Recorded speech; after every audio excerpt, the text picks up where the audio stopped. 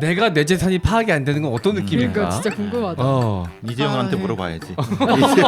저도 부모님의 빚이 어느 정도일지 아직 가늠이 안 되거든요. 저도 전혀 안개 속입니다. 안개 속에. 그래서 너무 걱정이에요. 되게 겁니다. 신기하다. 우리 집도 그런데. 역사 속 인물을 내내 마음대로 씹고 뜯고 맛보고 즐기는 역사 내피셜 그놈 124화 시작합니다. 네, 오늘도 역사 스토리텔러 김재훈 교수님, 역사 속 그놈의 심리 분석가 배상훈 교수님, 오창석 작가, 박가영 아나운서 함께 합니다. 반갑습니다. 아니 그 여름 보양식 가운데 가장 유명한 게 삼계탕 아니겠습니까? 네. 그래서 25일 자, 이번 주 목요일이죠. 이 방송이 나갈 때쯤엔 지나가 있겠네요. 예, 중복입니다. 네. 자, 그래서 많이들 드실 것 같은데 한국인들이 닭사랑이 굉장히 유명합니다. 네, 그럼요. 네. 치킨, 맥주 네. 빼놓을 수가 없죠. 그 지난해 국내 닭 도축 마리수가 10억 마리 정도래요. 야, 인구 5천만 명. 근데 5천만 명으로 나눠서 계산하면 1년에 한 사람당 20마리씩. 이 작가님이 준비를 소홀히 하셨네. 네. 이거 사실 이거 국제적인 그 정도는 아닙니다. 아, 그래요? 이거 OECD 평균보다도 낮고요. 아, 진짜요? 많이 안 먹는 거예요? 많이 안 먹는 거예요. 그래요? 오. 전 세계 순위 매기면 한국이 한 27, 8위 정도? 카자흐스탄이랑 이렇게 앞뒤로 왔다 갔다 하는 네. 진짜 많이 먹는 데들은 2배 이상 먹어요. 저희 사실 이것보다 라면을 많이 먹지 않나. 1년에 막. 예. 닭을 우리가 안 먹는 이유, 많이 안 먹는 이유가 닭밖에 못 먹는 나라들이 있잖아요. 그죠, 종교적인 이유로. 종교 때문에 돼지랑 이제 소가 안 되는 어. 나라들이 있으니까 거기는 닭만 드셔서 닭만. 네, 거의 2배 이상 드시더라고요. 네. 닭이 진짜 인류의 이 생존을 위해서 큰 역할을 하고 있습니다. 네. 우리는 그만큼 돼지를 먹는 거죠, 그러니까. 그렇죠. 돼지고기는 돼지를 조금 많이 골고루 먹는데. 소고기도 많이 먹고 다른 고기를 먹을 수 있으니까 삼겹살을 워낙 또 좋아하니까 맞아요. 한국 사람들이. 그러고 보니까 한국 사람들은 골고루 많이 먹네요. 그렇죠. 고기 육식에 거의 미쳐서 육식에 거의 못 미쳐서. 먹어서 그러나 옛날에. 네. 그런 게 저는 분명히 있는 것 있을 같아요. 수 있는 것 같아요. 워낙에 고기를 못 먹었어서 음. 소고기, 돼지고기 그렇죠. 이렇게 풀린 거 얼마 안 됐습니다. 네. 닭고기도 안 돼가지고 거의 이제 요즘에는 다 불법이긴 한 것 같던데 게를 네. 많이 어. 먹었었죠. 네. 게도 많이 먹었고 생선 많이 먹고 이랬지. 네. 육식하게 된 지 맞아요. 얼마 안 됐습니다. 아, 그렇군요.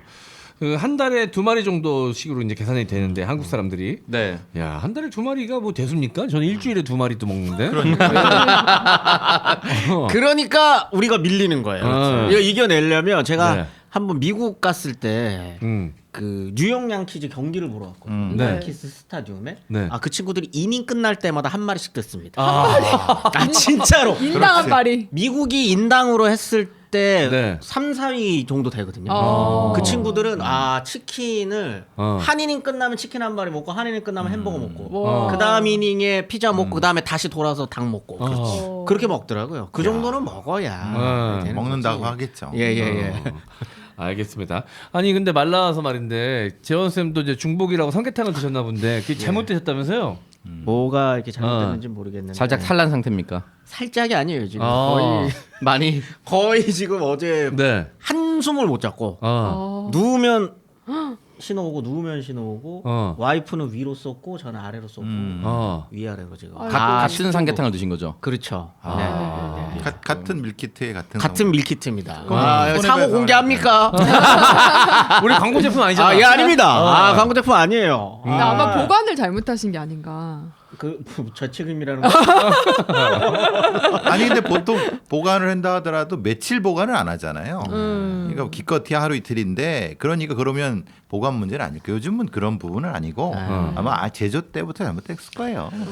지금 굉장히 지금 컨디션이 좋지 않습니다. 근데 보통 이제 우리가 많이 나오는 거에 뭐 식당을 해보셨으니까 아는데 가장 하는 건 뼈 쪽이 가장 아내가 많이 상한다 그러더라고요. 그걸 먼저 보고해야 되는데 그런 신경 안 쓰죠. 사실 그냥 막 먹죠 뭐.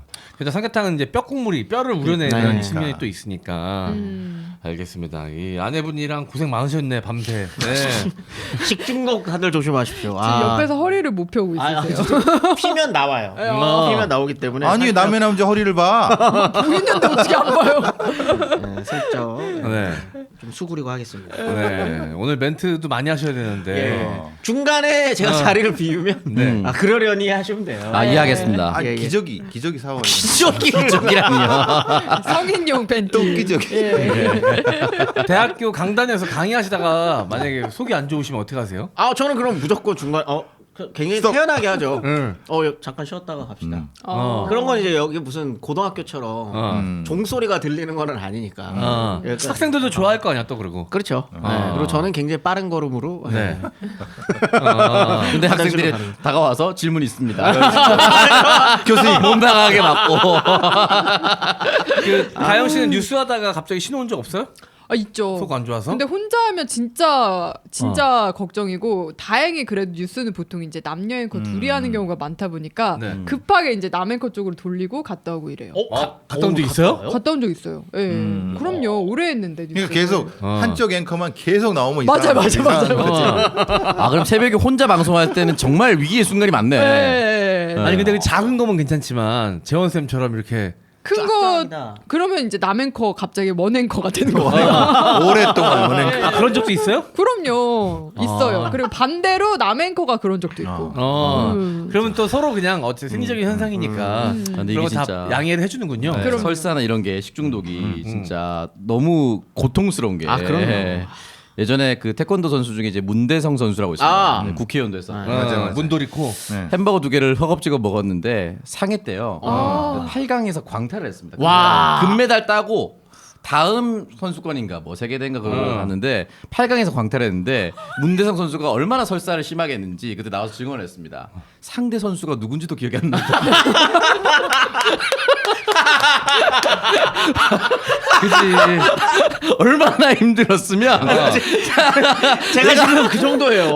내가 이 정도면 정말 절체절 아니 태권도 방어도 해야 될 거 아니야. 이거는 복부만 받고 있었을 것 같아. 대가리를 그냥 때리는 거야. 봐봐 여기 했을 때 복부 받잖아요. 뒤지는 거예요. 아니 차라리 야 메달은 둘째치고 만약 거기서 만약에 개방되면 태권도 도복 여러분 희생입니다. 그럼 이제부터는 태권똥이라고 얼마 태권똥 될 거야 태권똥. 진짜 영원히 박제. 야 상대 선수 얼굴도 기억나지 않나 이거는 정말. 아니 어떤 별명을 지을지 네티즌들이 다 되잖아. 학문대성 될 거 아니야. 와. 학문대성 태권똥 막 이렇게 하면서 얼마나 또 그 조롱을 할 거야. 그럼요. 아, 근데 이게 진짜- 정말 고통스러웠을 것 같아. 죽을 수도 있겠다라는 생각이 들 정도로 아팠어요. 저는. 그래서 와이프한테 급하게 카메라를 켜라. 유언. 딸한테 이한이한테 내가 하고 싶은 말이 있다. 영상까지 찍었습니다. 부부가 너무 같이. 아파서 진짜 아파서? 와 이러다가 큰 병 걸릴 줄 알았구나. 진짜 죽을 수도 있겠다. 근데 실제로 지금 딱 요 시기가 식중독 철이거든요. 네. 이때 식민지식에 식중독 걸리잖아요. 그럼 죽어요. 그렇죠. 예. 콜레라, 이질, 식중독은 그때 정말 이질. 사망률이 높습니다. 예. 그러니까 좀 물이 쭉쭉 나오는 거예요, 그냥. 그러다가 진짜 탈진해서 죽는 경우가 있어요. 게다가 위생 상태도 좋지 않았을 테니까 그때는. 어제 계속 그 생각이 계속 드는 거예요. 100년 전에 나 죽는 건데. 아이고 오늘 아니 근데 딱히 약을 드시거나 뭐 진료를 이건 병원에 하셨잖아요. 이건 약이 의미가 없잖아요. 그거를 너무 고민했는데 진짜 여기 오면서도 고민했어요. 아, 그럼 못 한다고 할까? 아, 진짜로. 아니 왜냐 병원도 못 갔어요. 서로 힘들어서. 이 누군가 운전을 해야 되잖아요. 운전을 할 힘이 없더라고요. 아니, 보통 식중독 걸리면 그렇게 설사 좀 하고 하루 이틀 지나면 괜찮아져서 병원 안 가는 경우가 많잖아요. 그때 식중독은 지금보다 셌나? 일단 약 구하기가 약 근데 자체가 진짜 없었으니까. 힘들고 우리 몸의 면역력도 지금보다 많이 그렇지. 그다음 있지 않았을까? 약도 좋지도 않고 그렇다. 막 그러니까 그때는 왜 식중독이 많이 걸린 지금은 이제 저는 심지어 밀키트를 먹었는데 걸린 거잖아요. 그때는 홍수가 한 번 나면은 네. 그렇지. 물이 역병이. 똥물이에요. 똥물이 역류해 갖고 역류해서 우물로 들어가니까. 그게 다 대장균이 되는 네. 거예요. 그걸 먹는 거예요. 아유. 그걸 끓여야 되는데 끓여 먹을 생각을 못 하고 뭐 어떻게 하겠어요. 그럼 이제 그 우물 쓰는 그 집단은 싹 걸리는 거거든요. 그래서 그렇죠. 이제 죽고. 대부분 네. 근데 이제 우리가 식기가 도자기가 아닌 나무로 만든 것들 이런 부분들이 훨씬 많으니까 또 그 부분도 있죠. 스며들겠다. 네, 그런 것도 있고 왜냐하면 사실 도자기가 사실은 귀하잖아요. 네. 그런 부분도 있고. 홍수나면 그래서 되게 흥미로운 그게 말이에요. 이게 원인을 우리는 지금은 명확하게 아는데 그때는 잘 모르니까 상수도에 관이 들어가서 걸리는 경우도 있어요. 시민지기에는. 어. 근데 상수도는 이때 주로 일본인들이 쓰거든요. 네. 근데 일본인들이 식중독에 걸리고 콜레라에 걸려요. 네. 근데 조선인은 안 걸렸단 말이에요. 네. 그러면 소문이 와전이 됩니다. 우물 쓰면 식중독 안 걸린다. 이게 원인을 잘 모르니까 서로 그래요, 막 서로 예, 왔다 갔다 하는 거죠, 이제 그게. 알겠습니다. 그 유럽의 흑사병 같은 경우는 뭐 쥐가 옮겼다 뭐 쥐가 여러 가지 옮긴다. 이야기가 많지만 설이 또 다른 설들도 네. 있더라고요. 쥐가 옮긴 것이 아니다. 그 몽골 기마병들에 의해서 옮겨졌다라는 얘기도 있더라고요. 병은 지금 뭐 사실 뭐 코로나든 뭐든 이렇게 어. 전염병 같은 것들을 추측만 하는 거잖아요. 지금도 그런데 네. 그때 당시에 이게 어디서부터 출발했는지 알기는 당연히 쉽지가 않고 사실 뭐 네. 당시에 역학조사를 했을 수가 없으니까. 그렇죠. 드라큘라가 드라큘라 백작이 전쟁할 때 해서 옮긴 것도 있고 그게 훈족 연교 뭐 이런 것도 있고 네. 또 가장 과학적인 거는 저거죠. 런던의 상수도. 그게 콜레라. 역학조사의 콜레라. 최초입니다. 콜레라. 이게 이제 19세기가 돼야 역학조사라는 게 처음 이루어져요. 네. 그래서 콜레라가 어떻게 상수도를 됐는지. 타고 이렇게 해서 왔다는 거를 그때 처음 발견하고 그 이전에 역학조사 이런 거 없죠. 영국에서 몰라요. 콜레라가 예. 발병했을 때 그게 이제 그 역학조사 그리고 최초의 과학적인 그렇죠. 어떤 세균에 대한 파악 뭐 이런 거죠. 네. 그 전까지 있을 수 없는 거예요. 알겠습니다. 아침 생방하다가 오창석 씨도 한번 생방 중에 뛰어나간 적이 있어요. 짠cep쇼였나요? 예. 뒤지는 줄 알았습니다. 너무 크게 웃지 마세요. 그러니까 지금까봐 무서워. 웃으면 터져. 웃으면 터져. 제가 방송국인지 구분이 안 됐습니다. 내가 문대성이었습니다. 여기가 집인지 방송국인지. 오물 창석이었습니다. 오물 창석. 뒤진다. 이러면 죽는다라는 생각이 들었습니다. 근데 그 알고 보잖아요. 그 방송 초반 한 5분에서 10분 정도가 얼굴이 사색이 돼 있어요. 나는 버틴 거야. 5분에서 10분을. 그리고 이제 그 광고 제품 뭘 먹었는데 이제 작살 낸 거죠. 뭐든 먹으면 안 되는 상태였는데 광고 제품이 면 있으니까 광고가 또 있었어요. 면을 먹는 거야. 그 면이랑은 상관이 없는 건데 이미 제 속에는 뭐든 들어가면 안 되는 거예요. 그렇죠, 그렇죠. 뭐든 들어가면 안 되는 상황인데 안 먹을 수는 없잖아요. 그래서 먹고 갔죠. 아 오늘 산사시대 죄송합니다. 못 먹겠네요. 오 이제 양에 저희가 2배로 먹겠습니다. 알겠습니다. 그때 그 면 광고 광고주는 아마 똥줄 탔을 겁니다. 먹자마자 화장실 가니까 너무 미안한 거예요, 진짜. 이게 파이버 슬림이었으면 괜찮은데. 그 차라리 그러면 이제 차라리 자연스럽게라도 했을 텐데. 자, 알겠습니다. 오픈 토크에서 마무리하고요. 여러분들 그 맞다. 지금 굉장히 위생적으로 좀 위험한 시기입니다. 신중독 시즌이기도 하고요. 위생 관리 철저하게 하시고 큰 탈 나는 일 없으시기를 바라겠습니다. 자, 그러면 마무리하고요. 자, 본 토크로 넘어가도록 하겠습니다. 주변에 손상된 손발톱으로 고민하시는 분들이 생각보다 많습니다. 거뭇거뭇 변색되고 두꺼워진 손발톱, 거칠거칠 약해진 손발톱, 울퉁불퉁 파고드는 문제성 손발톱으로 고생하시는 분들 위한 그 제품 소개해드리겠습니다. 8년 연속 미국 판매 1위였고 작년 2023년에도 압도적 판매 1위를 하면서 이제 9년 연속 미국 판매 1위인 기업 캐라셀에서 국내외 임상시험과 특허 성분을 인증받아 만든 캐라셀 패치입니다.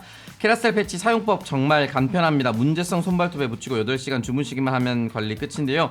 다른 제품들은 바르고 닦아내고 또 바르고 그러다가 흘러내리고 묻고 귀찮아서 포기하시는 분들이 많은데 캐라셀 패치는 붙이는데 5초만 투자하시고 8시간 동안 집중 케어 받아보시면 됩니다. 노랗거나 두꺼워진 손발톱은 전부 밀어내고 깨끗한 손발톱이 자라는 효과를 눈으로 확인할 수가 있습니다. 자, 캐라셀 패치입니다. 손발톱 좀 문제 있으신 분들은 캐라셀 패치로 개선해 보시면 좋을 것 같습니다. 게다가 요즘 또 장마철이라 습하니까 이 문제성 손발톱이 더 좀 안 좋게 되시는 분들 많이 계신 것 같더라고요. 맞아요. 네. 그래서 저 관리하실 때 네. 저희 어머니가 너무 좋아하시는데 진짜 주무실 때 간편하게 데일밴드 형태로 되어 있기 때문에 뒤에 네. 붙어 있는 거 부착면만 떼서 발라주시고 주무시고 일어나서 떼면 끝입니다. 네. 굉장히 간편하게 관리하실 수가 있습니다. 자, 여러분 특히나 이제 새끼발톱에 문제가 많으신 분들 많이 계시고 주부분들은 항상 물이 닿으니까 손톱 건강이 안 좋으신 분들 많이 계실 텐데 조금만 신경 써서 바르는 것보다 훨씬 효과가 좋으니까요. 주무시기 전에 조금만 신경 써서 붙이고 주무시기만 하면 됩니다. 캐라셀 패치였습니다. 네, 보험 장터로 상담하시면서 중복된 보험을 정리해서 보험료를 줄여달라고 요청했는데 상담 결과 보험료는 기존에 38만 8,343원을 내고 계셨던 분이 리모델링 후에는 19만 8,180원으로 보험료가 줄어들면서 총 19만 163원의 보험료를 절감하게 되어도 보장은 기존 보험에서는 중증 질환이 뇌출혈, 급성 심근경색만 보장되었지만 리모델링 후에는 경증 질환인 뇌동맥류와 협심증까지 보장을 확대할 수 있게 됐습니다. 똑같은 보장도 보험회사와 상품별로 보험료 차이가 많이 납니다. 이게 가능한 게 바로 보험장터입니다. 상담은 전화 1544-5788 또는 카톡에서 보험장터 아이디 검색하셔서 JK6003 이렇게 검색해서 친구 추가하시면 되고요. 인터넷 보험장터 한글로 보험장터 .com으로 문의 주시면 상세하게 상담해 드리겠습니다. 유튜브나 팟빵은 URL로 바로 연결 가능합니다. 네. 자, 보험 장터 통해서 여러분들 현재 지금 가입되어 있는 보험들도 한번 점검해 보시면 좋을 것 같고요. 보험 한번 정리해야겠다라고 생각하시는 분들은 그냥 예약하지 마시고요. 이 지금 보험이 조금 부담되시더라도 유지하는 게 나에게 훨씬 더 이득인 보험들도 꽤 많아요. 옛날 보험들일수록 나한테 좀 유리한 조건에 가입 조건의 보험들이 좀 있거든요. 자, 그러니까 그런 것도 한번 점검해 보시길 바라겠고, 새로 보험 가입하실 분들도 그냥 가입하지 마시고 여러 개 회사의 보험 다 비교해서 나한테 최적화된 보험으로 꼭 가입해 보시기를 바라겠습니다. 보험 장터에서 상담해 드리도록 할게요. 1544-5788 1544-5788 보험 장터였습니다. 네, 오늘의 주제 공개해 주시죠. 뭐죠? 정신영미. 주제가 뭔지 기억나지 않는. 오늘은 간송 전영필이 왜 문화재를 사들였는가입니다. 이 얘기 전에 저희가 잠깐 했던 적이 있습니다. 네, 이거 그 오창석 작가가 해달라고 여러 번 저희 카톡방에 얘기를 했었는데 쭉 안 하다가 최근에 간송 그게 그 미술관이 대구에서 이제 개관을 한다고 하더라고요. 그래서 그 겸사겸사 지금은 참고로 간송미술관은 지금은 개관 못 합니다. 네. 원래 그 봄 가을에만 하기 때문에 9월이 돼야 다시 그 개인이 운영하시는 거잖아요. 그렇습니다. 그 자손분들께서. 네. 일단 간송 전형필을 들어는 보셨죠? 네, 그럼요. 평전에 있는 그 모습이 가장 좀 전형적인 모습이에요. 흰색 두루마기를 이렇게 쫙 빼입고 이렇게 있으신 분인데 일단 뭐 사람도 좋아하는 얘기 먼저 해야 되니까 네. 얼마나 부자였는가. 얼마나 부자였는가. 네. 일단 집 주소 들으면 바로 나와요. 종로 4가입니다. 이때 1903년 3년생이시거든요. 부암동. 종로 4가에 이렇게 종로 길이 이렇게 쫙 있잖아요. 네. 지금도 남아 있지는 않죠. 거기 터가 있는데 이렇게 대로 바로 옆에. 대로 바로 옆에. 대로 바로 옆에 99칸. 99칸. 네. 100칸 이상 원래 못 해요. 왕족이 100칸 넘어가는 순간 이제 궁궐보다 커진다 그래가지고 이제 99칸으로 막는데 최대치를 한 거죠. 근데 뭐 그 옆에 더 있었을 수도 그러니까 있고. 서울 한복판에 99평의 집을 갖고 있었다는 거잖아요. 그렇죠. 지금으로 따지면 뭐 청담입니다. 지금으로 따지면 청담보다 더 비쌌을 거예요. 네. 네. 거기 이제 태어나셨고요. 야.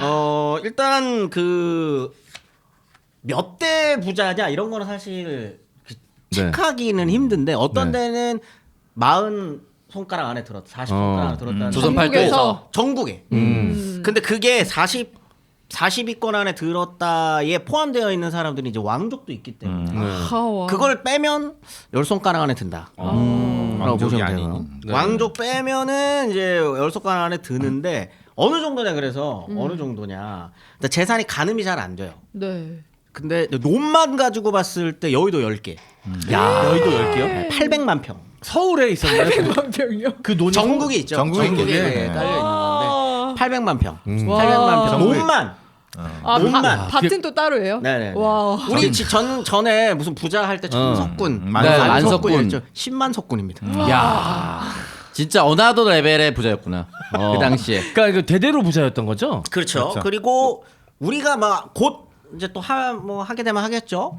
이회영 선생님을 하지 않는 이상 일단 저희가 다루는 집안들 중에 최고 부자일 겁니다. 지금 갑자기 생각나기 이제 우당 이회영, 네. 석주 이상용 네. 거기도 잘 살았다고 했었고 그 간송. 두 집을 하면은 네. 거의 이제 비등비등 할 텐데, 네, 그 정도 급입니다. 네. 그 정도 급. 네. 근데 이분이 본인 가족사로서는 굉장히 가슴 아픈 이야기인데 네.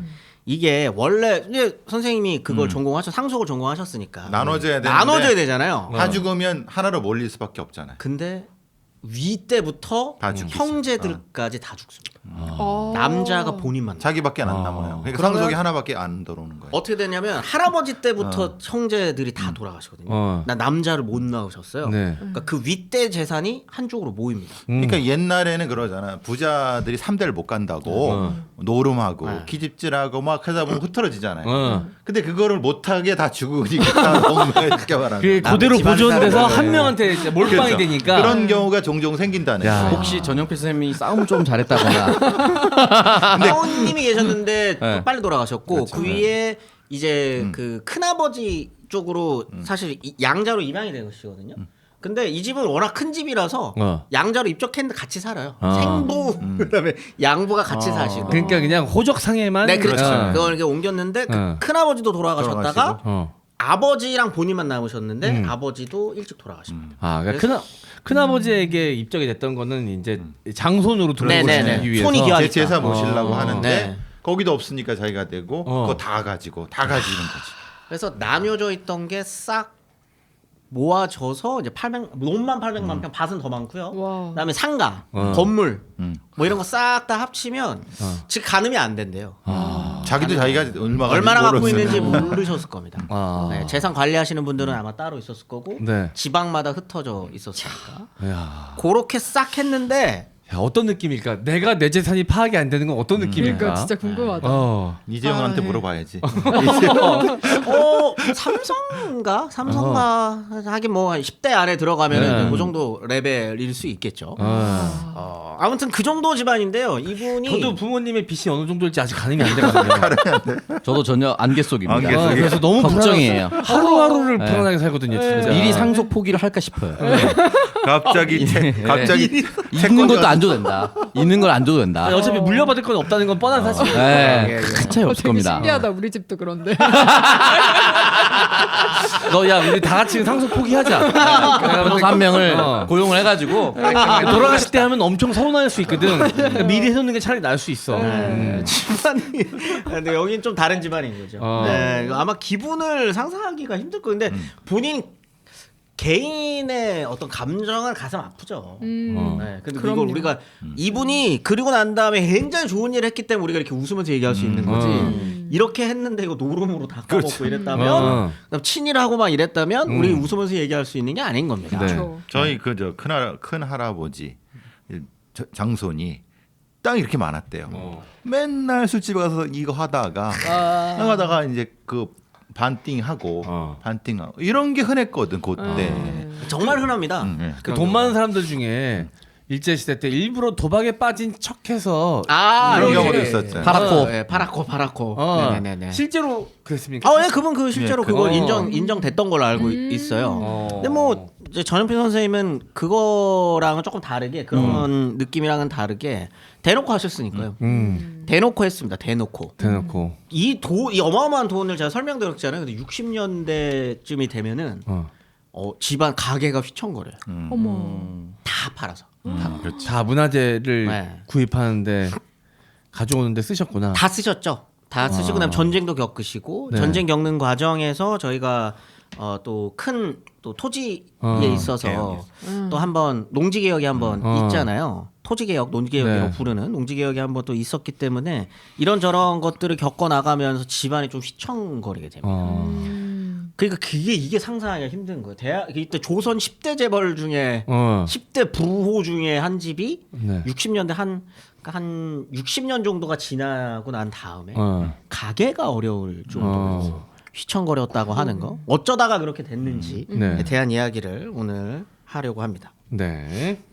자, 어떤 이야기부터 하면 좋을까요? 일단 그 가지고 계신 것 중에 가장 유명한 게 어떤 것들이 있죠? 그거 먼저 설명을 드릴까요? 해례본 일단 해례본은 해례본. 이제 아시죠? 네. 훈민정음 해례본 같은 경우에는 이게 지금 그 이후로 하나 더 발견되긴 했어요. 네. 그런데 이때 발견이 안 됐으면 한글 창제 원리는 모릅니다. 네. 아. 한글 자체는 당연히 알죠. 네. 어떻게 쓰는지 아는데 네. 이게 어떤 원리에 의해서 쓰여졌는지는 몰랐어요. 그래서 이것이 무슨 과학적인 그런 글인지 알 수 없었는데 이게 발견되면서 그렇게 된 거거든요. 이게 상대적으로 상주본이 발견되면서 네. 상주본을 발견했던 그 사람이 일조를 달래면서 네. 그 가치가 역으로 이제 헤레본의 가치까지 이 추산이 될 수 있는 거지 사실. 그게 1조를 달라고 했어요? 네, 근데 아마 지금으로 따지면 더 나갈 수도 있어요. 더 나을 수 있는. 네, 일단 헤레본 자체가 그 두 개밖에 안 없으니까. 남아 있기도 하거니와 네. 그 헤레본이 없으면 의미가 없어지거든요. 그렇죠. 한글은. 한글이라는. 굉장히 귀한 겁니다. 그리고 그 이때- 상주본이 지역 상주를 말씀하시는 거예요? 상주에서 찍은 거죠. 말하자면 네. 이게 그러니까 원래 헤레본은 아마 더 있었을 있어요. 거예요. 여러 지역별로 이렇게 나눠놨잖아요. 네, 근데 이제 이게 뭐 소실되는 것도 있었을 거고 전쟁 중에 소실되는 것도 있었을 것이고 그다음에 뭐 일제 시기에 누가 가져갔는지 알 수 없는 것들도 있었을 것이고 한 건데 네. 요때 딱 발견됐을 때도 그래서 비밀에 붙입니다. 왜냐면 요때가 딱 조선어학회 사건 터지고 한글에 대한 탄압이 조금 굉장히 심해졌을 때였거든요. 네. 그때 헤레본이 발견됐다는 소리를 딱 들어서 전용필 선생님은 사실 일화 얘기하면 한 시간 다 끝나요. 일화가 되게 많아요. 일단 전용필 간송은 보통 문화재 혹시 그 한 번이라도 보신 적 있나요? 문화재 감정하는 거? 아니요, 못 아니요. 봤습니다. 아니면 이거 하고 진품 명품? 지금 그럼 비슷해요. 뭐 네. 네, 그렇게 하는 거죠. 영화 같은 데서 보면은 이제 복원하는 장면 같은 것도 좀 네. 나오긴 하죠. 네. 그다음에 이제 저는 이제 박물관에서 한번 그 박물관에서 일했다기보다 박물관 수집하는 데에서 네. 그 이제 석사 막 끝나고 6개월 정도 알바를 했었거든요. 네. 근데 가면은 원래 이제 그러면 좀 그렇지만 어. 서로 깎으려고 난리죠. 아니 당연하겠지. 당연하죠. 이제 국가 예산이라는 건 한정이 돼 어. 있고.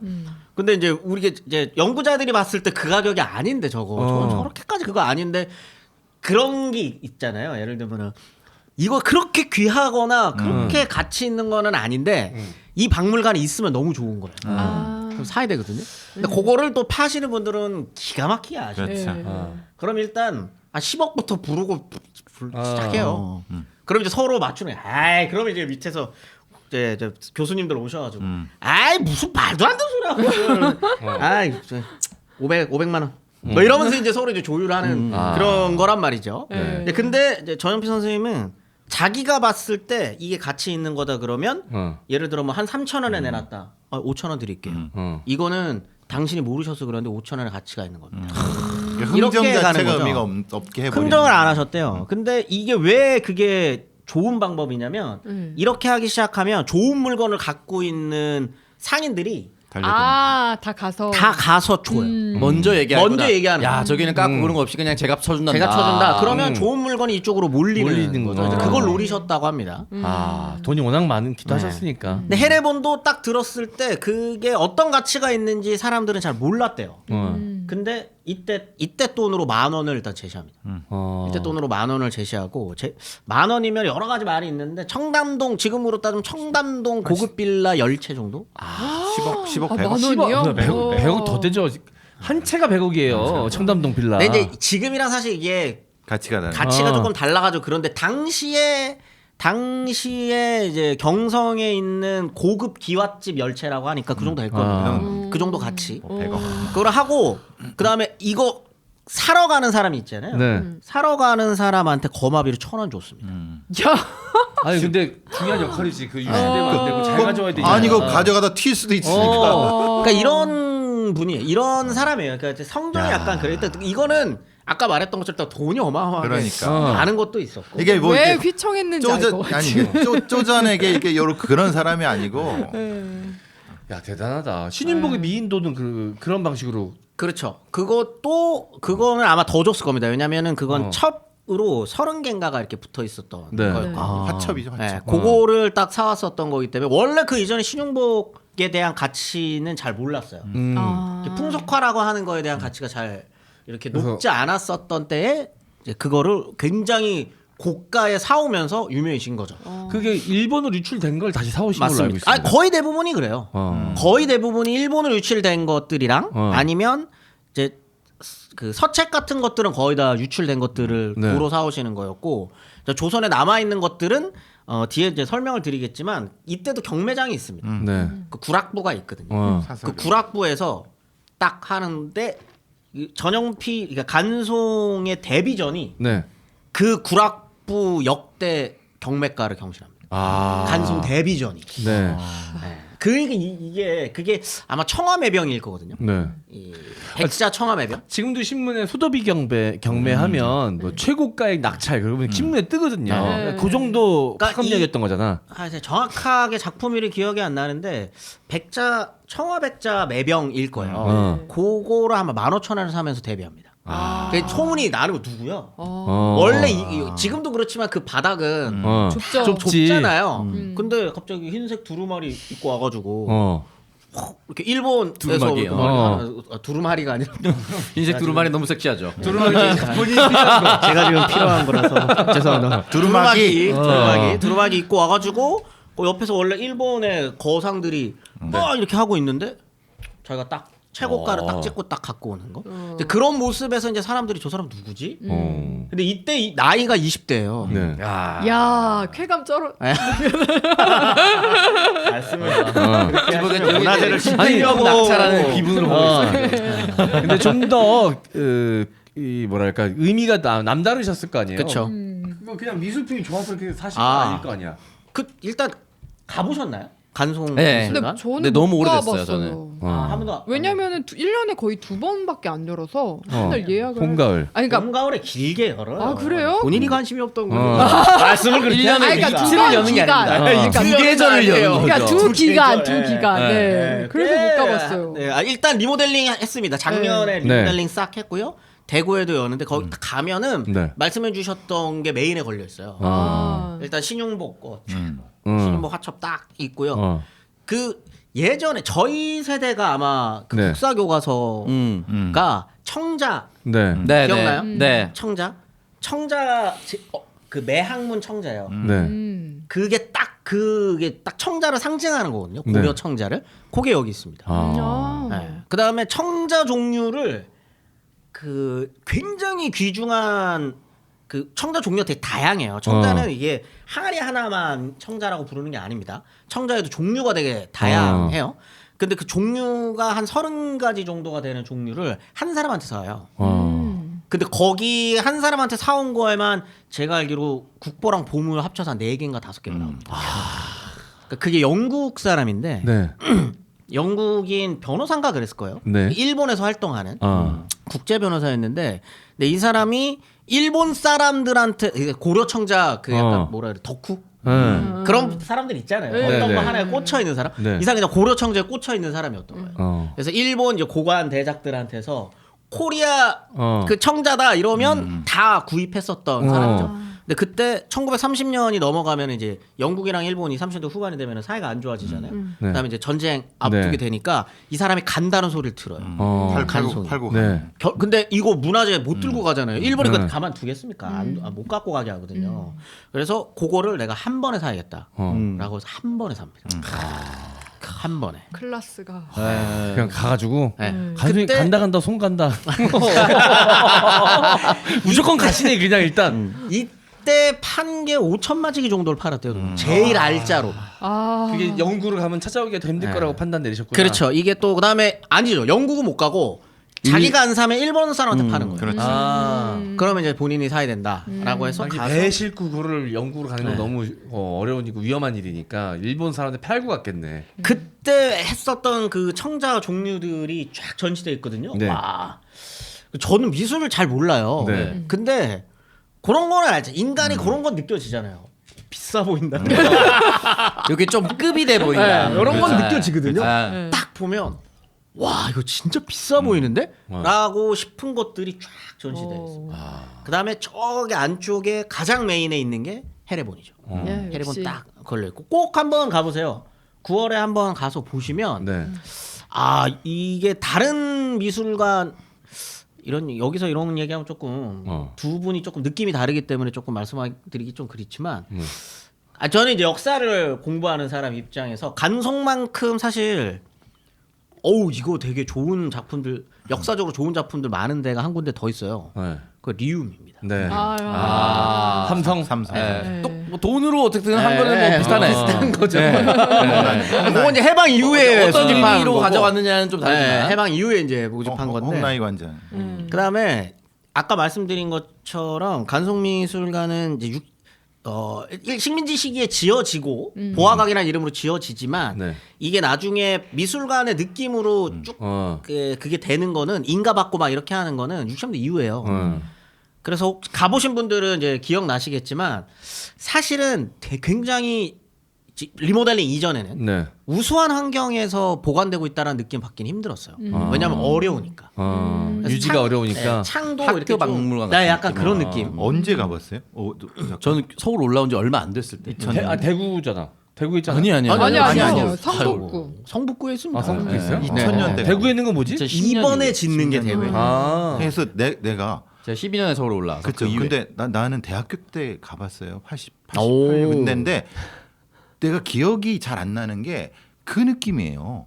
박물관 같지 않아요? 네, 맞아요. 난 무슨 그래서 이게 무슨 고택인데 맞습니다. 네.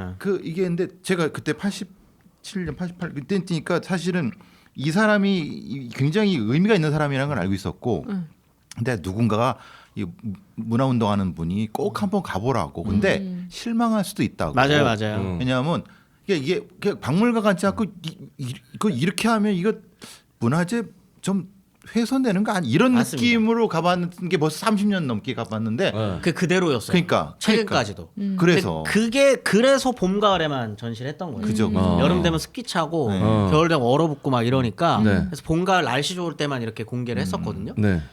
근데 리움 가면 그죠 완전 그쵸. 다르지. 우리나라 박물관 중에 네. 손에 꼽힙니다. 그러니까 굉장히 시설이 잘 돼 있고 수장고도 네. 잘 돼 있고 네. 뭐. 딱 들어가면은 와 여기 진짜 유럽의 어지간한 미술관 박물관에 안 뒤진다 라는 느낌으로 전시돼 있는데 안에 있는 것들도 어마어마해요. 국보 보물 막 쏟아지거든요. 거기도. 그게 이제 두 개가 이제 차이가 좀 나죠. 근데 좀 안타까울 때가 있어요. 왜냐면 문화재를 이렇게 좀 수집했었던 가치만 놓고 봤을 땐 간송미술관이 훨씬 더 의미가 있는 의미가 곳인데 있네. 여기 느낌이 조금 다르다는 거. 그러니까 거기에 국가 보조가 그렇게 별로 없었다고 그랬는데 그때 쉽지 않았고요. 왜냐하면 그러니까. 그 미술관 법상 좀 그런 그러니까. 게 있었습니다. 그래서 이제 뭐 보조금이나 이런 게 굉장히 좀 딸릴 수밖에 없어서 개인 사설 미술관으로 하겠다라고 마음을 먹으면 사실 거의 다 이제 자비로 운영이 돼야 근데 되는. 운영비가 만만치 않겠죠. 만만치 않죠. 근데 제가 얼핏 기억나는 것도 냄새가 해요. 그래서 오래돼가지고. 이게 되나 이 느낌이 들었어요. 이거 썩지 않 이 느낌이 드는 게 그거였었어요. 근데 한 3년 전인가 3, 4년 전에 그래서 간송미술관 쪽에서 뭐 봄을 내놨다고. 그러니까요. 그때 그 한참 수리를 위해서 그때 한번 아주 좀 아주 크게 한번 난리가 그렇죠. 났었어요. 이게. 기억이 나요. 이게 근데 이거 여러분들 쉽게 손가락질할 수 있는 그렇게 할 수 문제인지는 없어요. 현실이에요, 진짜, 현실. 한번 생각을 해보셔야 돼요. 누군가한테는 이게 그렇게 욕하셨던 분이 있거든요. 누구는 그렇게 욕하셨던 분들도 있어요. 결국 저봐 장사하려고 지금까지 모았었던 거는 파는 거 봐. 저거 이렇게 하시는데 그 박물관 그 국보급 보물급 박물 그 유물들 그 보존하는데 1,000원이라도 내신 분들이 있어요. 그러니까. 그 모금 받거든요. 네. 다 아무도 신경 안 쓰다가 신경 안 쓰다가. 거기 이제 조금 힘들어져가지고 어쩔 수 없이 이런 걸 정리하는 작업들을 조금 했었던 건데 그거를 딱 그 모습만 딱 잘라가지고 저 후손 저봐 부자는 3대 못 간다더니 저봐 이렇게 하는 게 그게 과연 올바른 그건지는 생각해 볼 필요는 팔아먹을 수 있는 게 있다는 거에 대해서 질투나서 그러는 겁니다. 그럴 수 있어. 사실 거기 있는 거 다 팔아먹을 수 있긴 한데 어쨌든 우리 집에서 마음이 아무리 그렇지. 찾아봐야 노비 문서밖에 안 나와. 그거라도 있으면 돈 좀 될 텐데 문서도 없어. 구두개양 노비야. 아우. 저는 들킬까 봐. 걱정이 보안 비용도 많이 들어갈 것 같다는 그럼요 보관 비용이 더 세죠 도둑놈들이 그러니까 보안 비용. 그러니까 굉장히 힘든 일이라는 거. 아니 그리고 신기한 거는 전쟁통을 어떻게 겪어냈을까요? 그러니까 그 얘기도 먼저 드릴까요? 전쟁이 났을 때 일단 서울은 그 북한군 인민군한테 1차로 서울에 한번 함락이 되죠. 네. 그리고 난 다음에 수복을 했다가 네. 1,4,5태 때 한번 합니다. 1차 때는 견뎠어요. 아. 내려오셨을 때 안 내려갑니다. 어떻게 하시냐면 이제 북한으로 갖고 가려고 하는 거죠. 당연히 그럴 당연하죠. 국보급이 막 거의 어마어마한데 계속 쌌대요. 짐을. 짐을 계속 싸셨대요. 아니 그러니까 이거 그러니까 모르잖아요. 이거 쌌다 어떻게 풀고, 싸야 쌌다 되는지. 풀고. 거기 뭐 북한 그러니까 천천히, 인민군들이 아. 이거를 싸는 방법이나 이거 보관하는 방법을 그렇죠. 알겠어요? 예를 들면 도자기인데 도자기 살짝 딱 넣는 게 아니라 어. 도자기 밑에 뭘 깔고 네, 작업질을 해야 다시 되잖아요. 넣고 빼고 다시 이거를 세 달을 한 거예요, 천천히 세 달을. 하고 다시 다시 해야 돼. 네. 이거 국군이 다시 서울 수복을 할 거라는 기대감을 갖고 계속 시간을 끄셨다고 합니다. 그래서 그거 견뎠어요. 지금이 한번 뽁뽁이에 감싸가지고 이제 지금 만약에 그게 안 했으면 김일성 대학 그 박물관에 가 있었을 겁니다. 지금 간성에. 지금 가서 보시면 2층이었나? 2층이었던 것 같아요. 2층 전시장에 그 나무거든요, 바닥이. 네. 나무로 되어 있는데 이렇게 그을린 그렇지. 바닥이 그을려져 있어요. 네. 그 인민군들이 거기 모닥불 피고 자던. 그렇지. 거기 이제 야, 거기서 문화- 살았어요. 문화재 옆에서 모닥불을 피우고 잤다고.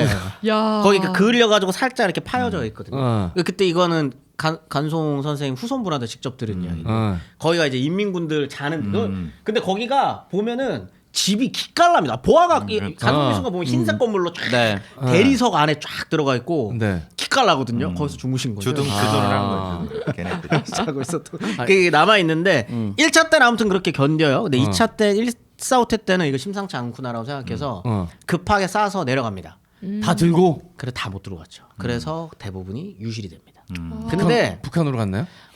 아니 이게 참 이게 훔쳐갔을 거예요. 예. 그래서 북한으로 간 것도 있는데 네. 많은 숫자를 다시 인사동에서 하고 있어요. 그렇죠.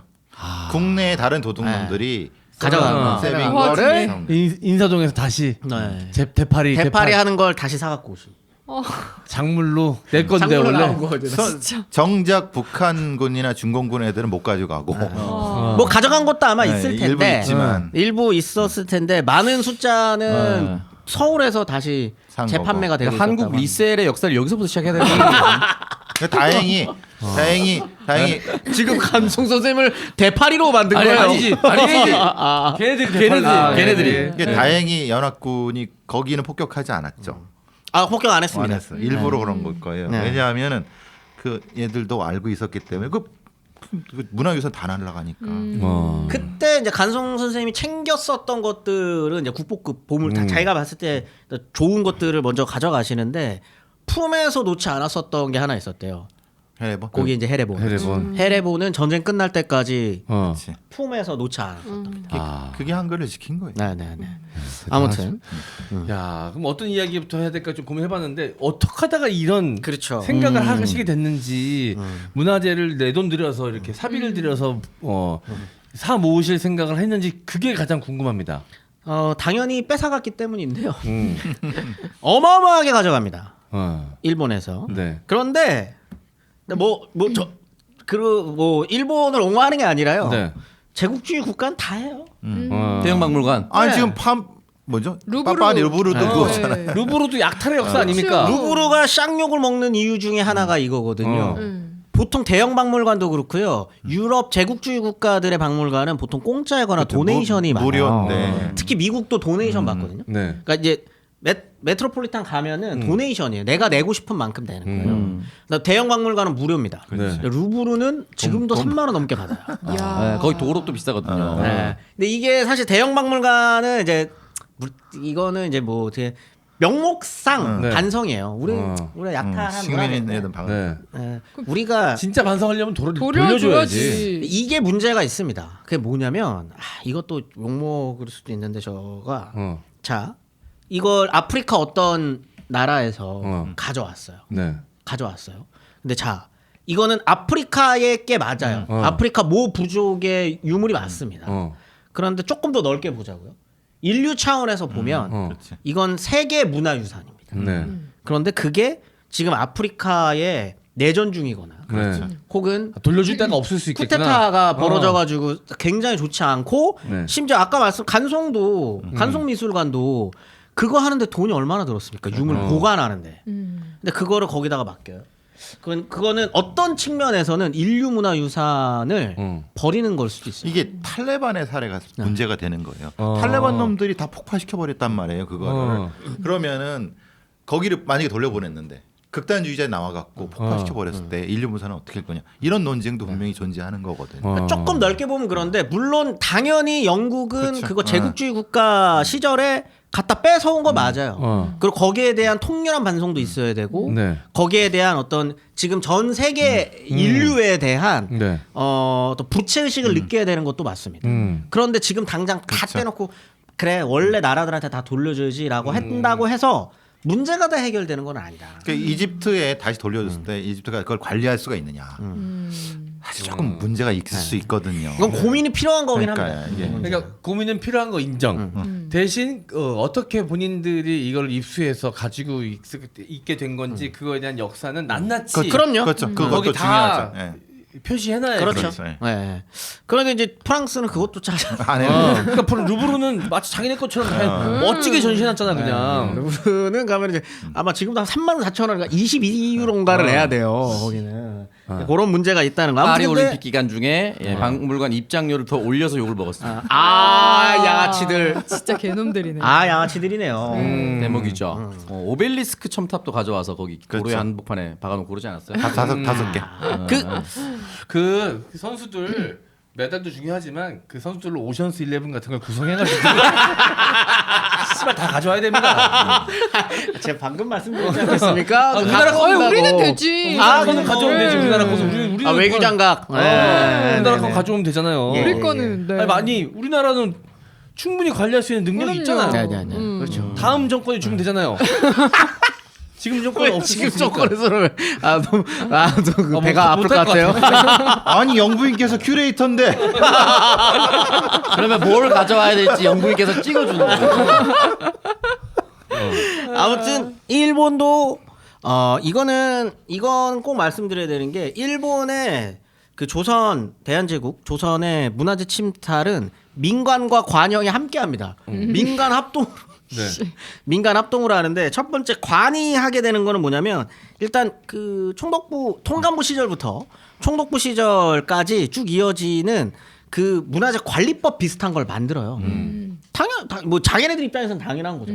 이 땅에서 나오는 조선 유물들 자기네들 거잖아요. 이제 같은 나라 됐으니까 자기네들은. 그러니까 여기를 그 고적급 유물 보존 규칙, 그러니까 고적이랑 유물을 보존하는 규칙이라는 걸 만들어요. 근데 이게 굉장히 그 웃긴 게 뭐냐면 뒤에 가서 수정은 됩니다만 초기에는 어떻게 하냐면 부동산 문화재, 그러니까 이제 건축물, 탑, 비석 뭐 이런 거는 움직이지 못하는 거. 이거는 관리하겠다라고 해요. 어차피 갖고 가기 힘드니까. 그런데 이 법 안에 고문서나 도자기 이런 거 동산 문화재는 가져갈 수 법령에 있는 거. 포함을 안 시켜요. 와. 가져갈 수 있게. 그러면 민영에서 갖고 갈 수 있어요. 관리 규칙이 없는 거니까. 네. 어마어마하게 나갑니다. 그리고 일단은 총독이랑 통감이 앞장서요. 총독이랑 통감이 앞장서요. 일단 제일 많이 갖고 간 사람 누구냐면 이토랑 데라우치거든요. 그렇죠. 네. 데라우치. 왜냐면 초기에 했었던 통감이었었던 이토는 초기에 왔잖아요. 아니, 네. 찐뽕하기 얼마나 좋습니까? 네. 제일 좋은 거 많이 다 나갔어요. 제일 좋은 거 이토가 다 가져갔어요. 탑도 가져가고요. 이토는 심지어 부동산도 가져갑니다. 부동산을요? 부동산 문서를 아니요.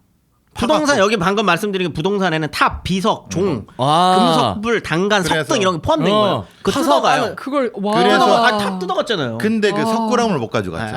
석굴암을 망쳐놨지 그래서. 석굴암 뜯어가려다가 망쳐놓고 다시 한 거죠. 근데 이거는 여기 이거 가져갔잖아요. 이거 여기 있던 거. 방금 말씀해주신 건 이것도 또 욕 먹을 텐데 뭐 괜찮습니다. 욕하셔도 돼요. 일본을 욕하는 건 다 좋아요. 일본을 그렇게 욕하는 거는 상관없습니다. 일본은 욕먹을 짓을 많이 했죠. 이러한 짓을. 그런데 욕할 때 조금 제대로 해야 돼요. 안 그러면 오히려 우리가 무식하다는 소리 역공당할 수 있어? 그게 뭐냐면 석굴암과 미륵사지예요. 석굴암 미륵사지 같은 경우에는 자기네들 입장에서는 우리가 제일 크게 지금 욕하는 것 중에 하나가 석굴암 원래는 자연 뭐 했는데 거기에다가 일부러 훼손하려고 세멘을 발랐다. 그다음에 미륵사지도 원래 그냥 하나씩 이렇게 하면 되는데 세멘 발랐다. 그래갖고 훼손한 거다라고 네. 하는데 그거는 잘못된 이야기입니다. 아. 뭐냐면 석굴암 워낙 훼손이 심했죠. 훼손이 심했고요. 그다음 일단 미륵사지 석탑 그 쌍둥이 석탑 중에 하나 네. 그것도 하나가 훼손이 굉장히 심했습니다. 네. 그런데 왜 그 거기에다가 세멘을 발랐냐? 그게 일본인들이 보기에는 조선 애들은 절대 가질 수 없는 최첨단 기술이에요. 아. 그래서 그거를 보여주려고 한 거예요. 그러니까 세멘을 발라서 유물을 복구하는 게 당시의 최첨단 기술이에요. 복원을 그렇게 한 거고. 복원을 그렇게 한 거예요, 걔네는. 아. 그 당시에는 세멘이 할 수 있는 최선의 선택이었다. 시멘트 콘크리트 기술이 어. 그때 당시에는 근대성의 상징입니다. 그래서 니네들 묵해가지고 이 문화재 가치도 몰라보고 이거 다 방치만 했지. 우리가 봐봐. 복원해줄게. 우리가 복원하는 거야. 이렇게 하는 거야. 이렇게 세멘트를 칠하는 거죠. 근데 그게 지금에 와서는 훼손이죠. 그렇죠. 근데 이거를 욕할 때 쟤네들은 문화재를 훼손하기 위해서 시멘트로 일부러 그랬다. 그건 잘못된 거예요. 왜냐?